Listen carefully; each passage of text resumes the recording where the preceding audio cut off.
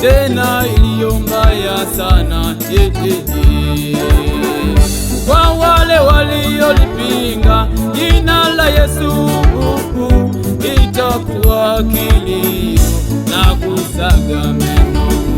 Siku hiyo inakuja, tena mbaya sana,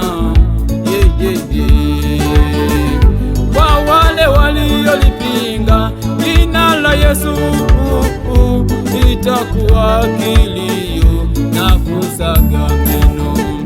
Siku isiyoelezeka iko mbele yetu, tena ya kutisha.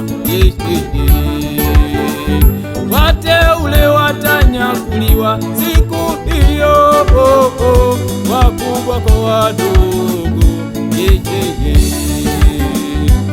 na mwenye dhambi kuachwa. Siku hiyo inakuja, siku hiyo ya hatari. Geuka, yelele, kilio, kilio, kilio, kilio, yo, kilio, na kusaga meno. Kilio, kilio, Siku hiyo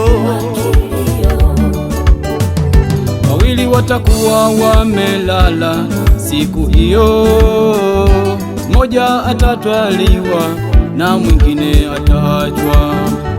Wengine watakuwa shambani na walio milimani, wasishuke tena, wasishuke tena, wasishuke tena, wasishuke tena.